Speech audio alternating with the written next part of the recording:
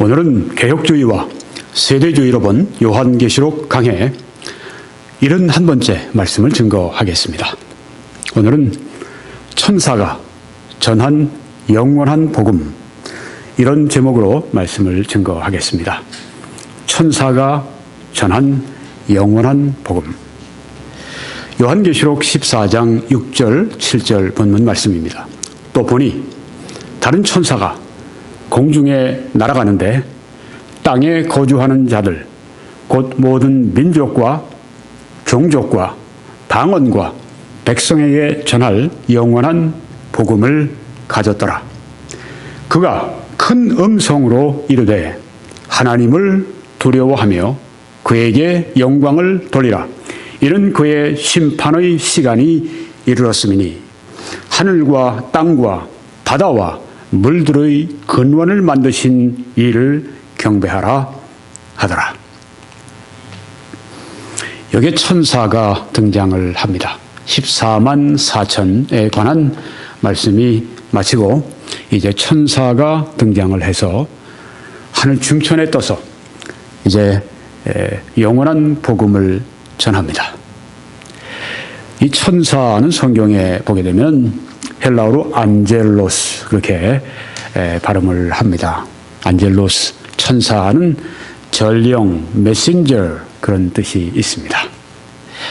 뭔가 하나님께로부터 가져온 말씀을 가지고 사람들에게 전해주는 것입니다. 천사를 이제 많은 사람들이 오해를 합니다. 여자같이 그려놓고 예쁘장하게 그려놓고 또 날개를 달린 그런 흰 날개를 단 그런 훨훨 날아다니는 그런 것으로 사람들이 묘사를 하는데 대단히 잘못된 것입니다. 천사는 성경에 나타난 것을 보면 사람들이 기절초풍을 했습니다. 어떤 사람들인 경우에는 그냥 쓰러져서 죽은 것 같이 되는 그런 경우도 왕왕 있습니다. 천사는 그러니까 대단한 권위와 영광을 입고 나타나는 그런 존재입니다. 천사는 확실히 있습니다. 왜냐하면 성경이 분명하게 말씀하고 있기 때문입니다. 성경에 있으면 있는 것입니다. 하나님의 말씀은 사실입니다. 안젤로스, 천사, 전령인데 천사는 이런 역할을 감당을 합니다. 모세가 율법을 받았을 때 그때 어떤 역할을 천사가 담당했던 것을 우리가 성경을 통해서 보면 알 수가 있습니다. 또한 여러 개인들에게 전가를 가져옵니다. 다니엘에게 또 요한에게 이렇게 어떤 특정한 개인들에게 하나님이 주신 말씀을 가지고 그들에게 전해 줍니다. 마리아와 또 주위에 있는 사람들에게 나타났을 때도 역시 가브리엘 천사가 나타나서 성탄의 기쁜 소식을 전해준 것을 우리가 알 수가 있습니다. 또 천사는 성도들을 섬기고 돌보는 그런 일을 합니다. 언젠가 내가 이 천사에 의해서 돌봄을 받았는지 아마 우리는 구체적으로 기억을 못해도 그런 때가 확실히 있었을 것입니다. 성도를 섬기고 돌보아 줍니다. 어떤 천사가 어떤 위급한 때에 돌보고 섬기고 말없이 그렇게 우리 곁을 떠난 경우가 분명히 있을 것입니다. 또한 이 천사들은 심판을 위해서 죄인들을 모으는 역할을 합니다. 심판 때에 죄인들을 모읍니다. 또 영광을 위해서 우리 성도들을 모으는 일도 이 천사들이 합니다. 또 이 천사들은 예수님이 재림하실 때 동행하는 그런 일을 하게 되는 것을 볼 수 있죠. 지금 아마 천사들이 놀라운 퍼레이드를 위해서 준비를 하고 있을 것입니다. 1년에 한 차례 저 캘리포니아 로스앤젤레스에서는 패사디나라고 하는 로스앤젤레스 근교의 한 도시에서는 로즈 퍼레이드가 있습니다. 제가 캘리포니아에 살 때 직접 가보지는 않았지만 늘 그 때가 되면은 TV 앞에 앉아서 그 로즈 퍼레이드를 제가 아주 흥미있게 그 시청하던 생각이 있습니다. 물론 여기서도 볼 수 있습니다. 네, 이 로즈 퍼레이드, 장미 행진, 네, 장미 페스티벌인데요. 네, 그걸 위해서 미 전국에서 혹은 뭐 외국에서도 이제 와서 이 준비를 하죠. 네, 그 퍼레이드를 위해서 준비를 합니다. 이처럼 천국에 예수님께서 재림하시는 그 아주 멋진 장엄한 광경을 위해서 천사들이 퍼레이드를 준비하고 있을 것이다. 그렇게 생각이 됩니다. 왜? 예수님의 재림은 이전보다 훨씬 가까웠기 때문입니다.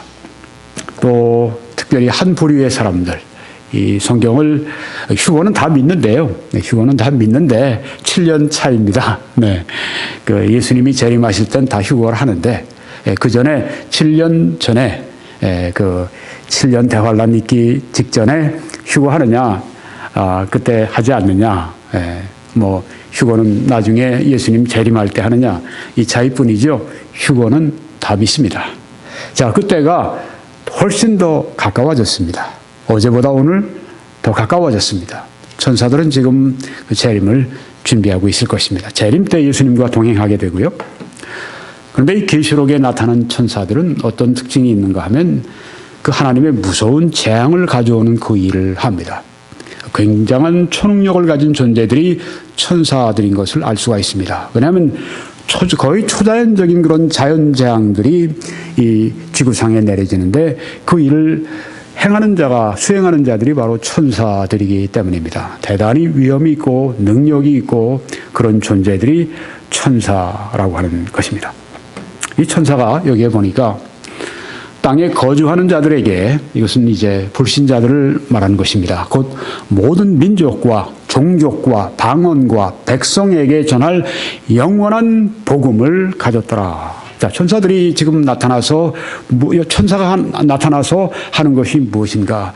무엇인가를 이 전령, 안젤로스, 전령이 지금 가져와서 전하는 것이 영원한 복음이라. 그렇게 여기에 말씀을 했습니다.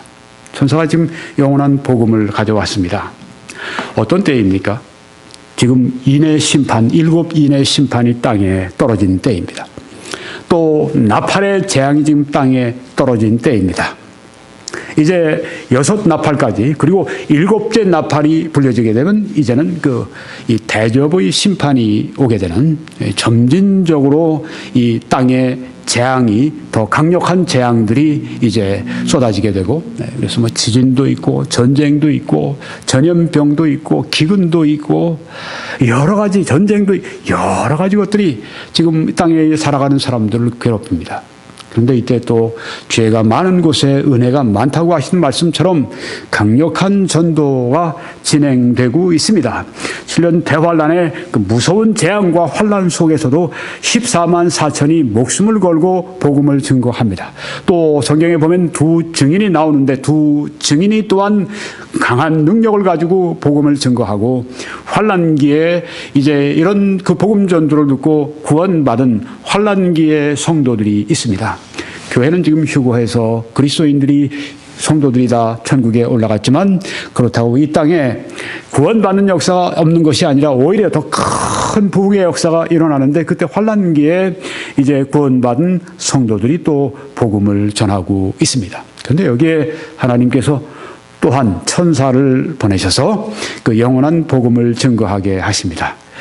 그런데 이제 여기 지금 오른쪽에 사진을 보시게 되면은 이 존 월버드 박사님이 계신데요. 이분은 이 전천년설, 전환란설의 아주 선두주자 같은 그런 아주 굉장히 성경을, 이 종말에 관한 말씀을 조직적으로 잘 조직하고 또 이 말씀을 잘 이렇게 잘 짜서 증거해 준 그런 분인데요. 이분은 이렇게 봅니다. 이게 영원한 복음은 다른 것이 아니라 하나님이 공의로 이 세상을 다루시고 이 세상의 주권을 수립하시는 것, 바로 그것이 여기에 이 본문에서 말씀하고 있는 복음을 말한다. 이렇게 말을 합니다. 물론 다 이분의 이 의견을 지지하는 것은 아닙니다. 이분은 지금 이 본문의 문맥을 통해서 보니까 여기 영원한 천사가 와서 영원한 복음을 전하는 그것은 우리가 일반적으로 말하는 그 복음이 아니라 이 본문에 보면 하나님이 공의로 이 세상을 다스리시고 이 세상의 주권을 수립하신다고 하는 종말론적인 그런 의미의 이런 말씀이다, 이렇게 이야기를 합니다. 그래도 상당히 설득력이 있습니다. 그렇지만 왜 여기에 영원한 복음이라고 하는 유앙겔리온, 우리가 성경에 이 복음서에 또한 우리 사도행전에 여러 이 신약에 나와 있는 복음이라고 하는 유앙겔리온이라고 하는 단어를 썼는가? 그 외에 다른 단어도 쓸 수 있지 않았겠는가? 이 복음이라고 하는 것은 바로 성경에서 말씀하고 있는 그 복음을 말하는 것이다, 이렇게 생각하는 사람들이 사실은 더 많습니다. 오늘 우리가 이 복음을 이런 이 본문에 나와 있는 그 속에서만 보는 것이 아니라 이 본문을 또한 이 유앙겔리온 전체 성경과 우리가 이렇게 배경을 통해서 생각해 보려고 합니다. 성경의 이 복음은 다양한 표현이 있습니다. 천국 복음이라 이렇게 말씀도 합니다. 마태복음 4장 23절입니다. 여기 지금 여러분 사진에 보시게 되면 앞에 영상에 성경 구절이 다 나와 있는데 제가 일일이 다 밝히지 않고 여러분이 보시도록만 하고 제가 진행하겠습니다. 복음은 또 다른 표현이 있습니다. 예수 그리스도의 복음이다, 이렇게 표현을 합니다. 또 다른 성경 보니까 하나님의 복음이다. 또 다른 데 보니까 하나님의 은혜의 복음이라, 이렇게도 말씀합니다. 복음은 또 그리스도의 영광의 복음이라고 말씀합니다. 그리고 또한 구원의 복음이라고 말씀합니다. 또 에베소에 보니까 평안의 복음이라고도 말씀을 했습니다.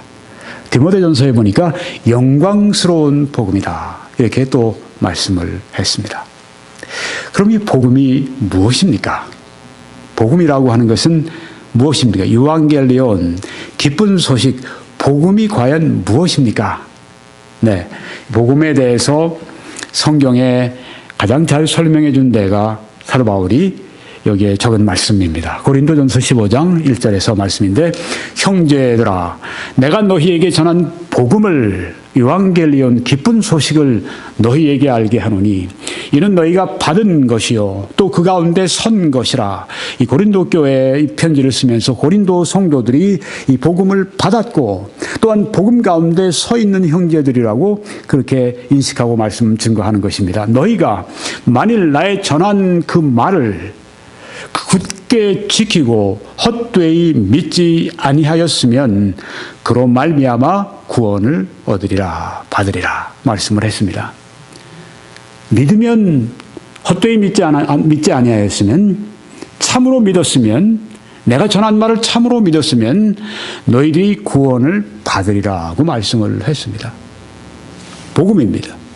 복음을 헛되이 믿지 아니하였으면, 달리 얘기하면 참되게 믿었으면 구원을 받는다고 한 것입니다. 항상 이 복음은 어떻게 우리 편에서 수용이 되죠? 복음이 어떻게 우리의 것이 됩니까? 한 길뿐입니다. 참되게 믿는 것입니다. 주 예수를 믿으라. 그리하면 구원받는다고 성경에 말씀하지 않습니까? 네. 너희가 그 은혜를 인하여 믿음으로 말미암아 구원을 받았다고 했습니다. 또 의인은 믿음으로 말미암아 살리라고 말씀했습니다. 어떻게 사람이 구원을 받는가? 여기 성경에 분명히 말씀하고 있습니다. 참되게 믿으면, 헛되이 믿지 않고 참되게 믿으면 구원받는다. 근데 무엇을요? 복음을 믿으면 구원받는다고 했습니다. 그럼 복음이 무엇입니까? 이제부터 나옵니다. 내가 받은 것을 먼저 너희에게 전하였노니. 이건 바울의 말이 아닙니다. 바울의 교리가 아닙니다. 바울의 종교적인 가르침이 아닙니다. 석가모니나 혹은 공자나 혹은 마호멧의 어떤 그런 그 사람들이 말한 그 말이 아니라, 바울의 어떤 성자 바울의 말이 아니라, 이것은 내가 받은 그리스도 예수의 계시로 내가 받은 것을 너희에게 전하였노니 이는 성경대로, 성경에 이미 말씀하셨습니다. 구약 성경이 이미 여러 가지로 말씀하셨습니다. 그리스도께서 우리 죄를 위하여 죽으시고, 이게 바로 복음의 아주 중요한 핵심입니다. 그리스도께서 우리 죄를 위하여 죽으셨다고 하는 게, 그리고 이것을 참되게 믿을 때 구원받는다고 했습니다. 네, 여기서 조금 더 나갑니다. 장사 지낸 바 되셨다가 그리스도께서 우리 죄를 위하여 죽으시고 장사 지낸 바 되셨다가. 왜 사람을 장사 지냅니까? 죽었으니까요. 네. 죽었으니까 장사 지낸 겁니다. 어떤 사람들은 예수님이 기절하셨다가 사흘 만에 깨났다고 거짓말을 하고 있는데, 이 성경에 나와 있는 것을 보게 되면 그 로마의 군병들이 예수님의 다리를 꺾지를 않습니다. 왜요? 예수님이 돌아가신 것을 확인했기 때문입니다. 예수님은 실제로 죽으셨습니다. 성경 말씀대로 우리 죄를 위하여 죽으셨다고 말씀을 했습니다. 기절했다가 아니죠. 죽으셨습니다. 그리고 장사 지낸 바 되셨다가 성경대로 사흘 만에 다시 살아나사. 이걸 믿으면 이게 복음이라고 하는 것입니다. 이걸 참되게 믿으면 구원을 받는다고 말씀을 했습니다. 많은 종교들이 스스로 선행을 통해서 구원을 받아야 한다고 주장을 합니다. 얼마나 복음과 상반됩니까? 복음은 우리의 능력으로 되는 것이 아니라, 우리의 어떤 대가를 지불함으로 되는 것이 아니라, 우리가 선행을 하고 어떤 그 도덕법을 지키고 그렇게 해서 얻는 것이 아니라, 여기에 그리스도께서 우리 죄를 위하여 죽으시고 장사 지낸 바 되셨다가 사흘 만에 다시 살아나신 것을 네가 믿으면 구원받는다고 그렇게 말씀을 했습니다. 너희가 그 은혜를 인하여, 바로 이것이 은혜입니다. 나를 위해 그리스도, 나의 죄를 위해 죽으시고 장사 지낸 바 되셨다가 사흘 만에 다시 살아나신 것, 바로 이 사실, 이 은혜를 인하여 믿음으로 말미암아 구원을 얻었다고 그렇게 성경에 말씀했습니다. 그래서 이런 하나님의 선물이라 행위에서 난 것이 아니니 아무도 자랑하지 못하게 하려 합니다. 이것이 바로 클리어 컷 가스펠, 아주 명확한 복음의 말씀인 것입니다. 네, 여기에서 우리는 복음의 첫 번째 중요한 요소가 있습니다. 그리스도께서 우리 죄를 위하여 죽으셨다고 하는 것입니다. 나의 죄를 위해서, 나의 죄를 속해 주시기 위해서 죽었다고 하는 것인데, 그러면 그게 무슨 뜻이 있습니까? 이 말씀을 위해서 우리가 로마서 3장 24절로 들어가야 됩니다. 그리스도께서 나의 죄를 위하여 죽으셨다고 하는 것을 더 확실하게 우리가 좀 이해하기 위해서 로마서 3장 24절에 아주 굉장히 중요한 말씀이 있습니다. 잘 들어보세요. 그리스도 예수 안에 있는 속량으로 말미암아 하나님의 은혜로 값 없이 의롭다 하심을 얻은 자 되었느니라고 말씀을 하고 있지 않습니까? 네. 하나님의 은혜 때문에 내 편에서 볼 때는 값 없이 의롭다 하심을 얻은 자 되었느니라. 사도 바울의 말씀 받은 그 계시가 이렇게 명확함에도 불구하고 이런 말씀을 이 로마 카톨릭에서 어떻게 말을 하죠? 누구든지 하나님의 은혜로 값없이 의롭다 하심을 받았다고 주장하는 자들이 있으면 저주를 받을지어다, 이렇게 그 로마 카톨릭이 그 트렌트 종교회에서 말하지 않았습니까? 이건 누구를 저주한 것입니까? 실제로 성경과 사도 바울을 저주한 것입니다. 개신교인들을 저주한 것이 아니라. 그런 것을 볼 때 로마 카톨릭이 구원론에 있어서 얼마나 잘못되어 있는지, 로마 카톨릭이 구원론의 이단이라고 말해도 할 말 없어요. 그렇죠? 네. 성경 말씀을 저주해서 어떻게 이단이 안 됩니까? 아무리 산채가 크고, 아무리 재산이 많이 있고, 아무리 사회적으로 인식이 되고 해도 중요한 건 판단 기준은 그게 아니라 이거죠. 성경 말씀이죠. 성경에 그리스도 예수 안에 있는 속량으로 말미암아 하나님의 은혜로 값없이 의롭다 하심을 얻은 자 되었느니라. 바로 이것이 복음이라고 하는 것입니다. 예수를 하나님이 그의 피로써 믿음으로 말미암는 화목 제물로 세우셨으니 이는 하나님께서 길이 참으시는 중에 전에 지은 죄를 간구하심으로, 영어로는 pass over라고 하는 것입니다. 그냥 유월하신다는 것입니다. 넘어가신다고 하는 것입니다. 6월, 여러분이 어느 장면이 생각이 안 나십니까?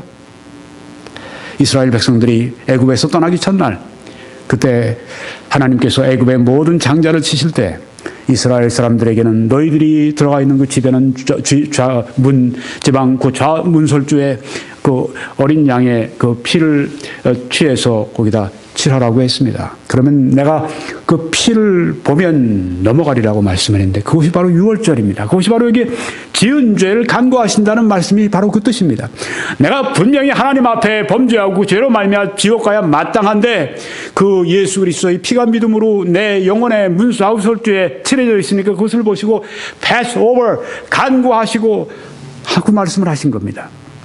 자기의 의로우심을 나타내려 하심이라. 예수 그리스도의 돌아가심, 예수 그리스도의 죽으심이 우리의 죄를 사하는 것뿐 아니라 하나님의 의로우심을 나타내신다. 이렇게 말씀했습니다. 이 의미를 우리가 좀 오늘 깊이 알아야 되겠습니다. 그래야 이 복음의 핵심을 알 수가 있습니다. 우리 죄를 위하여 죽으셨다는 이 말씀이 무엇인가?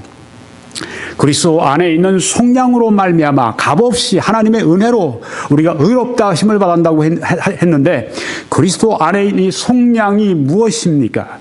영어로 redemption이라고 합니다. 헬라어로 아폴루트로시스라고 합니다. 그리스도 안에 있는 이 속량, 이 redemption, 속량이 무슨 뜻입니까? 이 속량으로 인해 또한 의롭다 하심을 받는다고 말씀을 했습니다. 여기 세 가지가 오늘 우리가 조금 전에 읽었던 로마서 3장 24절, 25절의 말씀에 중요한 것이 세 가지가 바로 이것입니다. 그리스도 안에 있는 속량으로 말미암아, 그 다음에 그리스도의 그 속량으로 말미암아 우리가 값 없이 의롭다 하심을 얻었다고 말씀했습니다. 이것이 두 번째 중요한 요소고, 그 다음에 그리스도는 우리를 위한 화목 제물이 되셨다. propitiation. 하나님 앞에 화목 제물이 되어주셨다. 그렇게 말씀했는데 이 세 가지, 이것이 아주 중요한 요소입니다. 여러분이 여기 지금 도표를 보시는데 이것은 그 Foundations of the Christian Faith, 그리스도인의 신앙의 기초라고 하는 책에서 제가 인용을 한 것입니다. 유명한 제임스 몽고메리 보이스 목사님, 그분이 이제 쓰신 책인데 아주 여기에 그 좋은 이 예화이기 때문에 제가 여기에 그 인용을 합니다. 보십시오. 이 지금 로마서 3장 24, 25절의 말씀을 너무 잘 설명해 주고 있습니다. 화목 제물이 되셨다. 예수님이 우리를 위한 화목 제물이 되셨다고 하는 것은 무엇인가? 이것은 하나님을 향한 것입니다. 하나님을 위한 것입니다. 하나님 아버지께서 우리의 죄로 말미암아 심판하실 수밖에 없습니다. 하나님의 진노가 있습니다. 그런데 하나님의 진노를 우리가 피하기 위해서 진노하신 하나님께 우리가 빌기 위해서 화목 제물이 필요합니다. 여러분 그 일반 그 종교에서 보아도 미신 뭐 이런 데 보아도 뭐 저런 그 태평양 섬 같은 데 보아도 이 신을 진노한 신을 달래기 위해서 심지어 그 아이들까지 처녀 뭐 아이들 뭐 총각 이렇게 뭐 아주 그냥 가슴을 아주 그냥 이렇게 그 가슴에는 심장을 끄집어내기도 하고 아주 이렇게 사람을 인신 제물을 삼는 그런 경우를 볼 수가 있습니다. 성경에 나오는 화목 제물이 다른 것은 무엇인가? 그것은 하나님이 스스로 화목 제물의 주체가 되신다고 하는 것입니다. 우리가 진노하신 하나님을 우리가 어떻게든지 우리가 빌기 위해서 그분께 잘못을 빌기 위해서 화목 제물을 우리가 갖다 바치는 것이 아니라 그것은 일반 그 사람들이 그렇게 하는 것이고 여기 성경에서 보게 되면 하나님이 화목 제물을 여러분과 저를 위해서 보내신 것입니다. 누구? 예수 그리스도. 하나님이 세상을 이처럼 사랑하사 독생자를 주셨다고 했을 때 그것은 독생자를 우리가 원하고 우리가 달라고 해서 주신 것이 아니라 하나님께서 이미 영원전에 사랑하시고 우리를 위해서 화목 제물을 예수 그리스도를 보내신 것입니다. 하나님께서 화목 제물을 바치신 것과 동일하다고 하는 것입니다. 예수 그리스도가 하나님 아버지께 화목 제물이 되어 주셨습니다. 왜?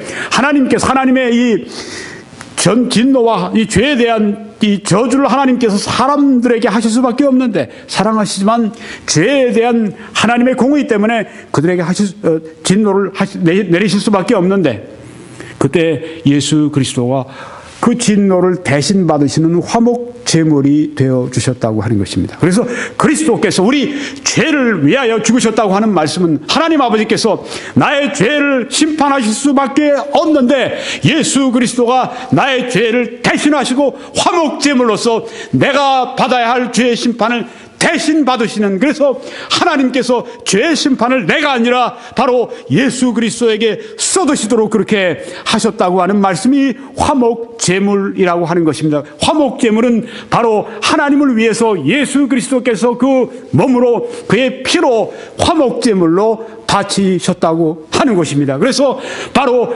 예수 그리스도 성경대로 그리스도께서 우리 죄를 위하여 죽으셨다는 말씀은 나를 위한 화목 제물이 되어 주셨다고 하는 것입니다. 그래서 하나님 아버지는 화목 제물을 받으신 다음에 그리스도인들에게, 여기 지금 여러분이 화살표를 보시죠? 화목 제물은 예수 그리스도께서 하나님을 위해서 드리신 것입니다. 하나님 아버지께서는 그 화목 제물을 받으셨습니다. 왜요? 예수님은 다 이뤘다고 말씀하지 않았습니까? 화목 제물로서의 모든 사명을 다 이루셨습니다. 죄를 갚아주셨습니다. 죄에 대한 모든 값을 다 십자가에서 내 대신해서 치루어 주셨습니다. 그래서 하나님 아버지는 그리스도인들을 이제 의롭다 하시게 됐습니다. 그리스도 예수 안에 있는 속량으로 말미암아 이제 우리는 값없이 의롭다 하심을 받은 자가 되었다고 했습니다. 하나님 아버지로부터 그리스도인에게 의롭다 하심이 있습니다. 속량이 어디 있습니까? 밑에 있습니다. 예수 그리스도가 그리스도인을 위해 해주신 것이 바로 속량입니다. 여기에 대해서 오늘 말씀을 드려야 될 것입니다. 그리스도는 화목 제물이 되셨습니다. 힐라스테리언 프로피시에이션, 영어로 그렇게 말을 하는데요. 이 예수를 하나님이 그의 피로써 믿음으로 말미암는 화목 제물로 세우셨으니, 화목 제물은 무엇입니까? 디모데전서 2장 6절에 보니까 그가 모든 사람을 위하여 자기를 대속물로 주셨으니 기약이 이르러 주신 증거니라, 이렇게 말씀을 합니다. 자기를 대속물로 주었다. 랜섬, 대속물로 주었다. 몸값으로 주었다. 몇 년 전이죠. 우리 소말리아에 우리 선원들이 억류되어 있었습니다. 그래서 아마 몇백만 불 요구한 것 같아요. 한 사람당. 한국 정부에서 얼마나 몸값을 주었는지 비밀로 붙여서 우리가 모르지만은 아마 몇백만 불씩 몸값을 쳤을 것 같습니다. 소말리아의 그 해적들에게 한국 정부에서 모종의 딜이 있었던 거죠. 네, 그래서 그 사람들을 데리고 왔습니다. 얼마나 가족들이 기뻐했어요. 국민들이 다 기뻐하고. 그런데 그들에게 그들을 데려오기 위해서 치러진 게 몸값입니다. 대속물입니다. 그게 화목제물입니다. 예수님은 우리의 죄의 값을 대신해서 랜섬, 몸값을 대신 지불해 주신 것입니다. 이게 바로 화목제물이라고 하는 것입니다. 미국 사람들은 이 미국 정부는 몸값을 지불하지 않는 것을 원칙으로 합니다. 네, 사람들이 죽기도 하고 그래요. 우리는 테러리스트들과는 거래하지 않는다. 아주 강경한 자세를 미국 정부가 가지고 있죠. 그런데 뭐 꼭 그런 것만은 아닌 것 같아요.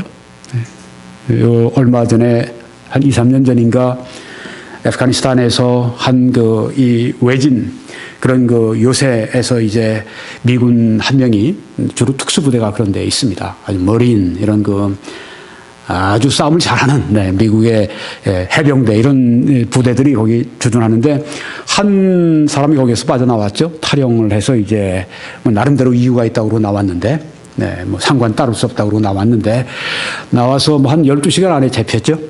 그래서 이제 몇 년간 포로로 잡혀 있는데 그때 이 탈레반일 겁니다. 탈레반에서 이제 몸값을 요구를 했습니다. 그게 뭔가 하면은 관타나모? 그 미국에 있는 큐바에 있는 미국 기지. 거기에 수용되어 있는 아주 그 악명 높은 죄수 5명을 요구를 했습니다. 오바마 정부에서 결국 타협을 해서 주었죠. 그래서 이 미국의 그 공화당 이쪽 그 리퍼블리칸 발끈했죠. 그 한 사람, 탈영한 사람을 살리려고 이 5명의 아주 테러리스트 주동자들, 아주 이 리더들을 그걸 준다고 할 때면 다시 가서 미국 사람들을 또 죽이려고 할 텐데 또 얼마 전에 그렇게 했죠, 실제로. 네. 정치적으로 굉장히 크게 문제가 된 것입니다. 근데 이제 오바마 정부에서는 왜 그랬는지는 저는 이해가 안 되는데, 이해 안 될 일이 참 한두 가지가 아닌데, 와서 이제 오바마는 하는 얘기가 뭐냐면, 우리 미군 한 명이 살아 돌아왔으면 됐지, 뭐. 이렇게 아주 뻗댑니다. 네. 그럼 살아온 것 때문에 5명이 테러리스트 지도자들을 보낸 것 때문에 그 사람들 때문에 얼마나 많은 미국인들이 죽을지를 모르느냐! 이렇게 이제 얘기를 하는 것은 그냥 뭐, 한 사람 살아 돌아온 게 중요해. 이렇게 하면서 넘어가는데 어색해요. 네. 이런 게 바로 몸값입니다. 한 사람의 몸값에 다른 사람의 몸값을 치우는. 네. 그러니까 이 사람 살리기 위해서 다른 몸값을 지불하는 것. 예수님이 바로 이것이라고 하는 것이, 이 일을 하셨다고 하는 것입니다. 그가 모든 사람을 위하여 자기를 대속물로 몸값으로 내주신 것입니다. 대신 처형받으신 거예요. 내 죄를 위해서 대신 죄의 값을 갚아 주신 것입니다. 바로 이것이 복음의 핵심이라고 하는 것입니다. 화목의 대가가 무엇입니까? 베드로전서 1장에 보니까 너희가 알거니와 너희 조상이 물려준 헛된 행실에서 대속함을 받은 것은 은이나 금같이 없어질 것으로 된 것이 아니요 오직 흠없고 점 없는 어린 양 같은 그리스도의 보배로운 피로 된 것이라고 말씀을 했습니다. 보배로운 피, precious blood of Jesus Christ. 예수 그리스도의 보배로운 피가 십자가 위에서 흐를 때 그 흘려진 그 피에 우리의 죄에 대한 대가가 다 씻겼다고 하는 것입니다. 죄에 대한 대가를 다 거기에서 처분하셨다고 하는 것입니다. 화목의 대가, 그것은 예수 그리스도의 보배로운 피라고 하는 것입니다. 그래서 그리스도 안에 있는 속량이라고 하는 것이 그런 뜻이 있는 것입니다. 네. 화목제물을 여러분이 이제 들으셨는데, 이제는 그리스도 안의 속량에 대해서 말씀을 들어가겠습니다. 속량, 그리스도 예수 안에 있는 속량, 아폴루트로시스, 헬라어로 그렇습니다. 속량으로 말미암아. 속량이라고 하는 것은 몸값을 주고 샀다는 그런 뜻이 있습니다. 예수 그리스도 안에 있는 속량이라고 하는 것은 예수님이 화목제물로 자기 몸을 내놓으시고 자기 생명을 내놓으시고 값을 지불하시고 우리를 죄인들을 사주신 것, 바로 그것을 말하고 있는 것입니다. 자, 그러면 값을 주고 다시 사가지고 왔다 하면은 잃어버린 무엇이 있으니까 값을 주고 다시 되찾아온 것이죠. 사람이 창조됐을 때 오늘 우리와 같지 않았습니다. 죄가 없는 상태였었습니다. 성경에 보게 되면 에덴 동산의 아담과 이브는 죄가 없는 상태로 창조가 되어 있었습니다. 그런데 그걸 잃어버리게 되죠. 하나님을 불순종하게 됨으로 말미암아서. 네. 그래서 타락이 있습니다. 그리고 죄의 노예가 되었습니다. 한 사람으로 말미암아 모든 사람이 죄를 지었다고 말씀을 했는데요. 옛날에 노예가 되기 위해서는 3가지 방법이 있었다고 합니다. 하나는 노예의 엄마 아빠를 통해 태어나면 노예가 되는 겁니다. 또 둘째는 전쟁을 해서 어떤 한 도시와 한 도시가 전쟁을 해서 이 도시가 이 도시를 정복을 하면 여기에 있는 이 정복당한 사람들은 모두 이 도시의 노예가 되어버리는 것입니다. 정복당하는 것. 세 번째는 빚을 갚을 수가 없을 때 노예가 되는 것입니다. 옛날에 빚 때문에 노예가 된 사람들이 많아요. 네. 이렇게 그 죄의 노예가 되는 것이 3가지, 일반 그 노예가 되는 것이 3가지 길이 있다면 죄의 노예가 되는 것도 역시 같은 것을 볼 수가 있습니다. 죄도 유전이 됩니다. 죄인으로부터 태어나면 죄인이 됩니다. 시편 51편 보니까 내가 죄악 중에서 출생하였으며 어머니가 죄 중에서 나를 잉태하였나이다. 이렇게 다윗이 말합니다.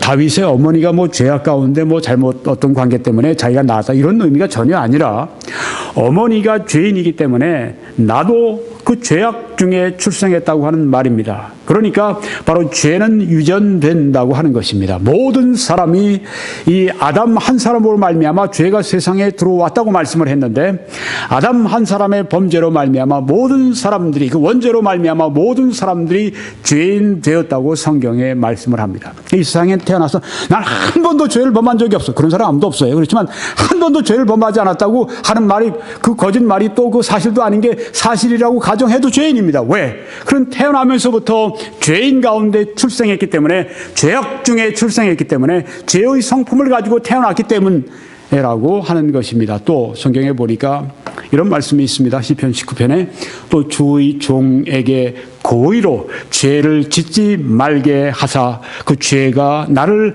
주장하지 못하게 하소서. 죄가 여기에서 보니까 자기 어떤 성경에 willful이라고 했습니다. 고의로, 네, 계획적으로 내가 주체가 돼서 죄를 지었다고 하는 것이죠. 태어나면서부터 내가 태어나고 보니까 죄악 가운데 출생한 죄인이에요. 그걸 원죄라고 하면 여기에 말하는 건 자범죄라고 얘기를 할 수 있습니다. 고의로 내가 내 의지를 가지고 내 생각을 가지고 내 마음을 가지고 고의로 죄를 짓지 말게 하사 그 죄가 나를 주장하지 못하게 하소서. 죄에게 정복당하는 것입니다. 아까 어떤 한 도시가 어떤 한 도시를 쳐서 정복함으로 노예가 되는 것처럼 내가 그 죄에 의해서 정복당하는 걸 말합니다. 죄 짓지 않는 사람이 어디 있습니까? 자기 마음과 자기 뜻으로 죄 짓지 않고 살아가는 사람이 어디 있습니까? 다 그렇기 때문에 죄에 의해서 정복당하는 사람들이라고 하는 것입니다. 또 아까 말씀드리기를 빚을 많이 지면 어떤 사람에게 빚을 많이 지면 그 사람의 노예가 된다고 말씀을 드렸는데 죄도 역시 마찬가지입니다. 죄의 빚이 있습니다. 여기 성경에 보니까 죄의 삭은 사망이라고 말씀을 했습니다. 죄의 값, 네, 죄의 빚을 말합니다. 죄를 짓게 되면 죄의 빚, 죄의 값을 치러야 되는데 그것은 사망인데 사망은 육적인 사망뿐이 아닙니다. 성경에 더 무서운 사망은 둘째 사망이라고 말씀을 했습니다. 첫 번째 사망은 우리 육체가 이 세상을 떠나는 이 세상의 모든 것을 다 잃어버리는 것이 그 육적인 사망이라고 할 것 같으면 둘째 사망은 곧 불못이라고 성경에 말씀하고 있습니다. 지옥이라고 하는 말씀입니다. 죄의 값을 내가 내 스스로 그 처리하려고 할 것 같으면 꼭 한 군데 가야 합니다. 지옥 가야 합니다. 이게 바로 하나님의 죄에 대한 공의, 죄에 대한 무서운 심판, 죄는 그만큼 무섭다고 하는 것입니다. 그래서 죄의 빚, 그것은 사망이라고 이렇게 말씀을 합니다. 그런데요, 창조의 죄 없는 상태로 타락해서 죄의 노예가 되어 있는 사람들이 돌아가기 위해서 그리스도께서 하신 일은 그 피로 자유를 사 주셨다고 하는 것입니다. 죄의 노예를 해방시키기 위해서 한 일은 예수 그리스도께서 몸값을 그 생명으로 그 피로 지불해 놓으시고 그 다음 그들을 믿는 자들을 사셔서 그들에게 자유를 주시게 됐다고 하는 말씀입니다. 이 성경에 나오는 아주 그 놀라운 이것을 알려주는 이 진리를 알려주는 이야기가 있습니다. 그것은 한 선지자의 이야기입니다. 호세아라고 하는 선지자인데요. 우리가 보통 소선지서로 이렇게 분류하는데 호세아는 그렇다고 그래서 이 그 선지자가 작은 어떤 선지자 그런 의미가 아닙니다. 책이 작다는 얘기예요. 호세아는 성경에 보면은 아주 불행한 결혼 생활을 했던 분입니다. 왠지 하나님이 그런 의도를 하셨어요. 하나님의 계획이었습니다. 하나님의 종이 아주 불행한 결혼을 하게 되는데 그것은 하나님께서 의도하신 바가 있습니다. 하나님께서 이스라엘을 얼마나 사랑하시는가. 이스라엘이 아주 남편에 대해서 불성실한 그런 부인, 아주 부도덕한 그런 부인, 그런 이스라엘, 바로 그런 모습의 이스라엘이지만 하나님이 그들을 얼마나 사랑하시는지에 관해서 보여주는 그런 사랑의 이야기입니다. 그런데 이제 결국은 예수 그리스도께서 피로 사서 구속하신다고 하는 그 말씀을 거기에 알려주는데요. 호세아 1장 보게 되면 2절에 여호와께서 처음 호세아에게 말씀하실 때 여호와께서 호세아에게 이르시되 너는 가서 음란한 여자를 맞이하여 음란한 자식들을 낳으라. 참 이거 정말 너무나 힘든 그런 그 이야기가 아닙니까? 네. 누구나 다 아주 훌륭한 여자를 맞이해서 결혼하고 싶죠. 누가 음란한 여자를 맞이하고 싶겠습니까? 근데 여기에 호세아에게 아주 어려운 명령을 주셨습니다. 음란한 여자를 맞이하여 음란한 자식들을 낳으라. 이 나라가 여호와를 떠나 크게 음란함이니라 하시니라. 호세아는 여기 하나님을 비유한 것이고 음란한 여자는 이스라엘을 비유한 것입니다. 이 나라가 여호와를 떠나 크게 음란함이니라. 거기에 대해서 하나님께서 말씀하시기 위해서 이런 어려운 명령을 호세아에게 주셨습니다.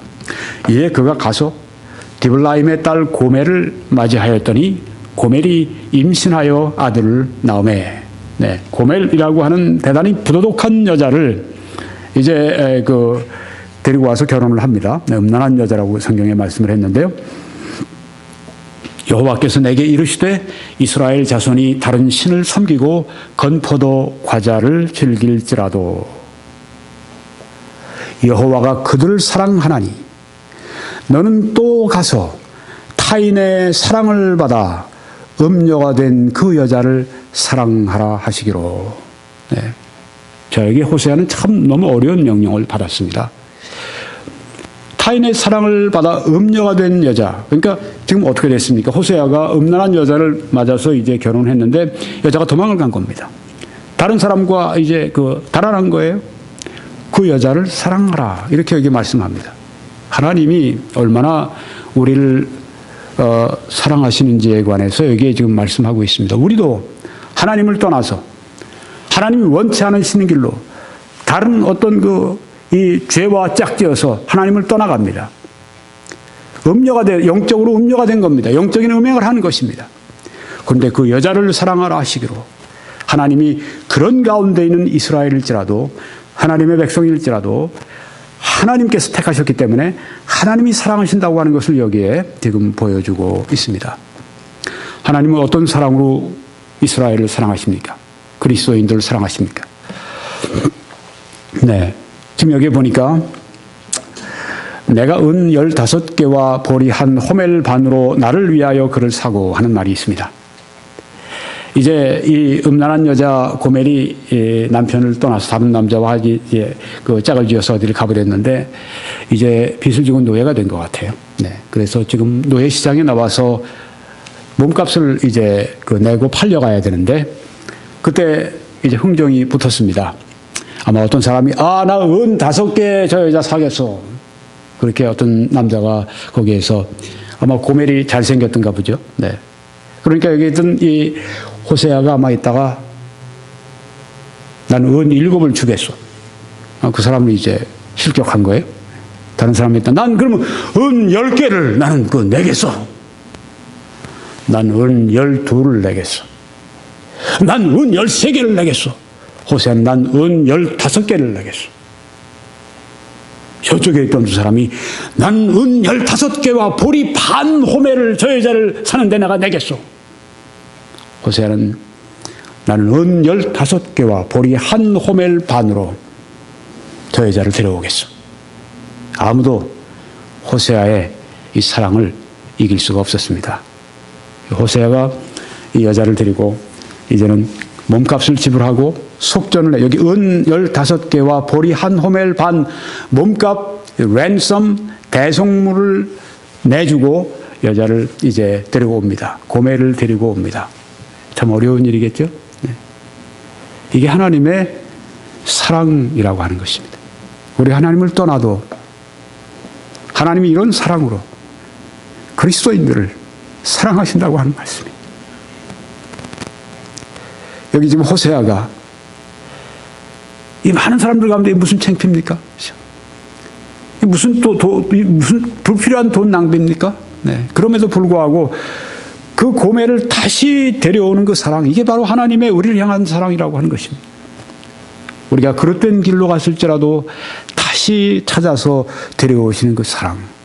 이걸 호세아를 통해서 보여주시기 위해서 호세아가 지금 어려움을 당한 것입니다. 성경에 보니까 그에게 또 이렇게 말합니다. 데려온 이 고멜에게 그에게 이르기를 고멜에게 이 호세아가 말하기를 너는 많은 날 동안 나와 함께 지내고 음행하지 말며 다른 남자를 따르지 말라. 나도 내게 그리하리라 하였노라. 하나님과 함께 여기 하나님 말씀하시는 게 뭡니까? 많은 날 동안 나와 함께 지내자. 죄 짓지 말고. 다른 남자는 여기 어떤 이 세상에 주어지는 모든 것들입니다. 어떤 사람들은 돈 때문에, 어떤 사람은 사람 때문에, 어떤 사람은 일 때문에 하나님을 저버립니다. 그렇게 하지 말아라. 나도 내게 그리하겠다. 내가 나와 함께 지내라. 나도 너와 함께 지내겠다. 약속을 또 하시지 않습니까? 우리 주님이 요한복음 14장 21절에 하신 말씀하고 동일합니다. 너희가 나의 계명을 가지고 지키는 자라야 나를 사랑하는 자니 나를 사랑하면 내 아버지께 사랑을 받을 것이요 나도 그를 사랑하여 그에게 나를 나타내리라 하고 말씀을 했습니다. 이 하나님의 사랑입니다. 끝까지 자기의 백성을 찾으시는 그 사랑. 그렇지만 하나님의 사랑을 우리가 오해하지 말아야 합니다. 하나님은 때가 되면 우리를 치십니다. 사랑하시기 때문에 돌아오게 하도록 하시기 위해 치십니다. 하나님은 우리에게 어떻게 대하시는가? 여기 나옵니다. 내가 네게 장가들어 이렇게 결혼으로 비유를 해서 말씀하십니다. 영원히 살되 공의와 정의와 은총과 긍휼히 여김으로 네게 장가들며 진실함으로 네게 장가들리니 네가 여호와를 알리라 말씀을 했습니다. 하나님과 그의 백성과의 관계가 어떤 것인가? 하나님은 공의와 정의와 은총과 긍휼히 여김과 진실함으로 우리와 동행하시겠다고 말씀을 했습니다. 그래서 우리는 하나님과 조금도 떨어져서 가면은 안 됩니다. 하나님과 떨어져서 가는 그 길은 패망의 길입니다. 그 길은 슬픔의 길입니다. 그 길은 멸망의 길입니다. 하나님과 함께 우리가 동행해야 합니다. 그리스도 예수 안에 있는 속량은 몸값을 주고 죄의 노예에서 우리를 해방시켜 주는 것을 말하는 것입니다. 그리스도 예수 안에 있는 속량으로 말미암아 값없이 의롭다 하심을 받은 자 되었느니라. 몸값을 내주시고 이제 우리를 죄의 노예로부터 해방시켜 주신 것입니다. 그리고 의롭다 하심을 주셨다고 말씀을 했습니다. 여기 이 말씀입니다. 그리스도 예수 안에 있는 속량으로 말미암아 하나님의 은혜로 값없이 의롭다 하심을 얻은 자 되었느니라. 디카이오. 이 의롭다 하심이라고 하는 것은 법적인 선언을 말합니다. 율법의 모든 요구가 충족되었다. 그런 뜻입니다. 하나님이 우리를 향해서 너는 의롭다고 말씀을 하셨을 때 왜요? 예수 그리스도가 율법의 모든 요구를 다 충족시켰기 때문에 우리가 그분을 의지하기 때문에 하나님께서는 그리스도를 보시고 그리스도를 통해서 우리를 보시면서 그리스도의 속죄의 공로 때문에 그를 믿고 의지한 사람들에게 의롭다고 선언해 주시는 것입니다. 법적인 선언인 것입니다. 뉴욕에서 어떤 남자가 이 도적질을 하다가 물건을 훔치다가 잡혔습니다. 그래서 이제 재판법정에 서게 됐습니다.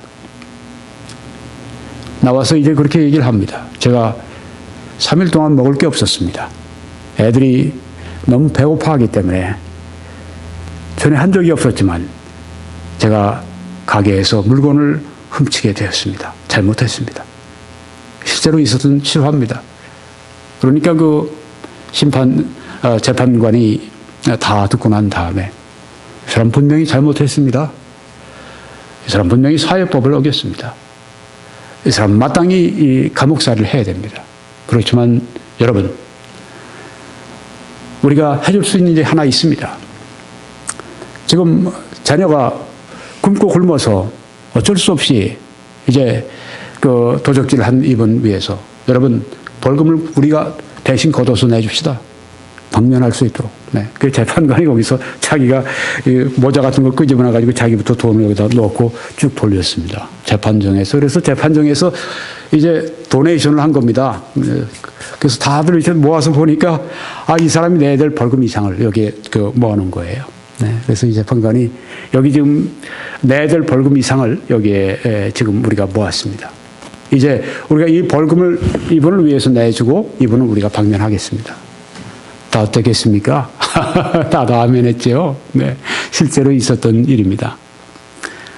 그 사람은 죄를 지었지만 벌금을 다 물었기 때문에 죄인으로 취급이 안 되고 괜찮아. 네. 이게 바로 그리스도께서 우리를 위해서 해주신 일입니다. 네. 죄로 말미암아 멸망할 수밖에 없고 지옥에 갈 수밖에 없지만 내가 그 죄값을 치르려면 영원히 지옥불에 타야 하지만은 그리스도의 속량으로 말미암아 그리스도가 화목제물 되시고 화목제물로 말미암아 속량 몸값 주시고 우리를 사셨기 때문에 이제는 율법의 모든 요구가 충족됐다고 선언해 주시는 것이 의롭다 하심이라고 하는 것입니다. 그리스도의 속량은 우리에게 자유를 주신 것입니다. 죄의 책으로부터 자유함을 주셨습니다. 더 이상 죄의 책임이 우리들에게 없습니다. 왜? 예수님이 십자가에서 그 피로 그 모든 책임을 다 담당해 주셨기 때문입니다. 또한 율법의 압제로부터 우리들을 자유하게 해 주셨습니다. 율법에 대해서 죽게 하셨습니다. 율법의 모든 요구를 우리 주님께서 이루어 주셨고 율법의 모든 도덕적인 요구를 또한 우리 안에 사시면서 이루어 주십니다. 그리고 죄의 능력으로부터 또한 자유하게 해 주셨습니다. 복음은 예수 그리스도의 죽음은 단순히 우리의 죄의 책임만 면제시켜주는 것이 아니라 바로 우리가 죄의 힘으로부터 해방되도록 그렇게 해주셨다고 하는 것입니다. 굉장히 중요한 것입니다. 우리 옛사람이 예수와 함께 십자가에 못 박힌 것은 예수님이 우리를 위해서 죽은 것뿐 아니라 예수님이 우리와 함께 죽어주심으로 말미암아서 옛사람이 예수와 함께 십자가에 못 박힌 것은 이렇게 성경이 말씀을 했습니다. 여기 옛사람은 누구입니까? 여기 옛사람이라고 하는 것은 아담 안에 있던 나의 그 신분입니다.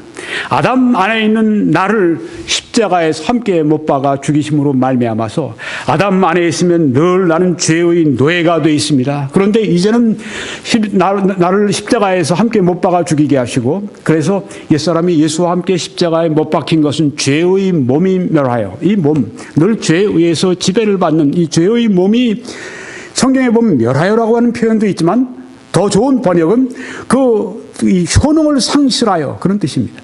이 말은 죄의 몸이 늘 죄에 타협할 죄가 몸이 죄라고 하는 것이 아니라 이 죄에 쉽게 타협할 수 있는 몸, 약한 몸, 이 약한 몸이 이제 죄의 몸이 효능을 상실해서 효력을 상실해서 더 이상 죄에게 종노릇 하지 않게 하려 함이라고 말씀했는데 이것은 무엇을 뜻합니까? 죄의 권능이 나를 전처럼 지배할 수 없다고 하는 말씀입니다.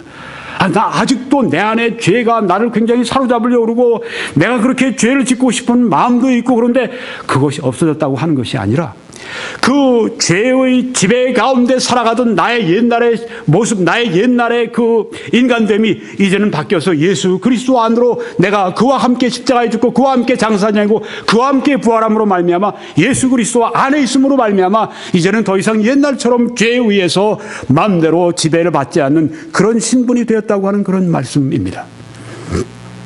예수님은 또한 우리를 죄의 힘에서부터 자유할 수 있는 그런 자유를 그의 피로 말미암아 주셨다고 하는 것입니다. 그래서 이제 우리는 이렇게 외쳐야 됩니다. 나는 나의 죄값을 대신 내가 죄값을 낼 필요가 없습니다. 왜? 예수님이 나의 죄값을 대신 내주셨기 때문입니다. 또한 나는 예전처럼 죄에 의해서 내가 지배받고 죄의 종살이하고 내가 죄의 마음대로 끌려다니고 그렇게 살지 않아도 됩니다. 왜? 예수 그리스도와 함께 내가 십자가에 내 옛사람이 못 박혀 죽었기 때문입니다. 나의 약한 모습, 아담 안에 있던 나의 모습은 죽었고 이제는 그리스도 안에 내가 있기 때문에 전처럼 내가 죄의 지배에 죄의 총노릇 하지 않고 살 수가 있게 되었습니다. 이게 바로 복음 가운데 있는 아주 중요한 요소입니다. 이것이 바로 성화의 근본이 되는 것입니다. 이처럼 죄의 지배 가운데 살지 않는 그런 신분을 만들어 주신 후에 내 안에 주님이 오시고 성령이 오심으로 말미암아서 우리가 그 주님을 의지할 때마다 이제 주님의 능력이 우리를 통해 나타나도록 하시는 것이, 성화하도록 하시는 것이 하나님의 뜻입니다. 그래서 그리스도께서 우리를 자유롭게 하려고 자유를 주셨으니 그러므로 굳건하게 서서 다시는 종의 멍에를 매지 말아라고 말씀을 했습니다. 그리스도가 주신 것은 자유입니다. 영적인 자유입니다. 죄책감으로부터의 자유입니다. 만약에 우리가 죄책감 속에 계속 우리가 빠져 산다고 할 것 같으면 승리하는 그리스도인의 삶을 살아갈 수가 없습니다. 그래서 이 죄책감의 문제가 해결돼야 되는데 어떻게 해결될 수 있습니까? 내가 내 어떤 것으로 해결하려고 그러면 되지 않습니다. 예수 그리스도가 십자가 위에서 흘려주신 피, 구속의 피, 속죄의 피, 속량, 바로 그것을 화목제물 대신 대속 속전으로 주신 바로 그 피를 의지함으로 말미암아 죄책감으로부터 자유할 수가 있습니다. 하나님 앞에 죄짓지 않고 산 사람은 어디 있어요? 늘 승리하는 사람은 어디 있습니까? 사도 바울도 오호라 나는 권고한 사람이로다. 이 사망의 몸에서 누가 나를 건져내려고 말씀했을 때 그것은 베이비 크리스찬일 때가 아니라 그 오랜 그리스도인의 삶을 살아간 후에도 바로 그런 말씀을 한 것으로 이제 많은 성경학자들이 이렇게 이해를 하는데, 오호라 나는 권고한 사람이로다. 이 사망의 몸에서 누가 나를 건져내랴. 그것은 죄 가운데 살 수밖에 없는 가장 위대한 그리스도인의 고백이 아닙니까? 우리 누구나 다 높이 올라가면 갈수록 더 조그만 옛날에 보이는 죄로 안 보이던 것도 죄로 보인다는 말이에요. 그것 때문에 괴로워하는 것입니다. 그리고 하나님 앞에 간구하는 것입니다. 우리가 하나님께 죄를 자백하는 순간 어떻게 됩니까? 만일 우리가 우리 죄를 자백하면 저는 미쁘시고 의로우사 우리 죄를 사하시며 모든 불의 에서 우리를 깨끗게 하신다고 말씀했습니다. 말씀을 믿어야 합니다. 사탄은 못 믿게 하죠. 믿어야 합니다. 그리고 또한 자유를 주셨습니다. 나는 더 이상 나의 이 죄의 옛 습관에 의해서 나는 지배받지 않는다. 왜요? 나는 그리스도 안에 새로운 신분이 되었기 때문입니다. 너희 몸은 너희가 하나님께로부터 받은 바, 너희 가운데 계신 성령의 전인 줄 알지 못하느냐? 너희는 너희 자신의 것이 아니라 값으로 산 것이 되었으니 그런즉 너희 몸으로 하나님께 영광을 돌리라. 우리의 몸은 얼마나 중요한 것인가. 예수 그리스도의 피의 값을 주고 사신 하나님의 소유이기 때문에 우리의 몸은 비교할 수 없이 그렇게 값지고 귀한 것입니다. 그 귀한 몸으로 하나님께 영광을 돌리기 위해서 그 몸을 그렇게 사주신 것입니다. 자유를 이제는 받았으니 하나님을 섬기는 자유로 우리가 섬겨야 할 줄 믿습니다. 이제 그 그리스도의 죽음, 그리스도의 부활에 대해서 잠깐 말씀드리고 마치겠습니다. 예수님께서 정말 나의 죄를 위해서 십자가에서 모든 죄를 사하신 대속의 죽음이 그것이 정말 분명합니까? 증거가 있습니까? 있습니다. 무엇입니까? 부활입니다. 예수님의 부활이 있기 때문에 예수님이 내가 다 이뤘다 하신 말씀은 실제로 그대로 성취가 된 것으로 알 수가 있습니다. 부활이 없으면, 예수님이 부활하지 않으셨으면 예수님이 나를 위해 대속의 죽음을 죽으셨다고 하는 것을 내가 확신할 수가 없는 것입니다. 부활이 없으면 너희 믿음도 헛것이고 기독교 신앙이 헛되다고 성경에 말씀하지 않습니까? 부활은 그렇게 중요합니다. 부활은 예수님의 대속의 죽음을 우리가 확증할 수 있는 것입니다. 장사 지낸 바 되었다가 성경대로 사흘 만에 다시 살아나서, 부활은 예수님께서 하나님의 아들이신 것을 확증해 주는 것입니다. 부활은 복음의 능력을 확증해 주는 것입니다. 부활은 속죄와 영생을 확증해 주는 것입니다. 부활은 기독교 신앙의 아주 중요한 축인 것입니다. 부활. 그리스도께서 나의 죄를 위해 죽으시고 장사 지낸 바 되었다가 사흘 만에 부활하신 그것은 그리스도가 말씀하신 모든 것, 그가 하신 모든 일이 다 참되다고 하는 것을 증거하는 것입니다. 네, 순종하는 성도의 삶을 위해서 먼저 회개하고 예수님을 구주로 영접하시기 바랍니다. 오늘 혹시 아직까지 예수님을 구주로 영접하지 않으신 분 이 시간 그렇게 하시기 바랍니다. 예수님, 저는 죄인입니다. 하나님의 법을 깨뜨렸습니다. 그렇지만 이 시간 예수님을 나의 구주로 영접하기 원합니다. 예수님 내 마음에 들어와 주세요. 저의 구주가 되어주세요. 이 기도면 충분합니다. 성도들이여 깨어 기도하시기 바랍니다. 시험에 들지 않게 깨어 기도하라고 말씀했습니다. 항상 깨어 기도합시다. 또 말씀 안에 거하는 삶을 누리시길 바랍니다. 삶 가운데, 마음 가운데, 행함 가운데 하나님의 말씀 가운데 거하는 삶, 그리스도의 말씀이 너희 속에 풍성히 거하여 한 말씀은 바로 그 뜻입니다. 순종 가운데 살아갈 때 그때 승리의 삶이 가능합니다. 또한 성령 안에서 성령의 충만함과 성령의 능력 안에서 행하시기 바랍니다. 성령은 하나님이십니다. 우리 안에 하나님의 능력이 계십니다.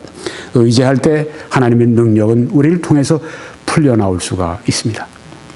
결론 짓고 마치겠습니다. 오늘 천사가 전한 영원한 복음에 관해서 말씀을 드렸습니다.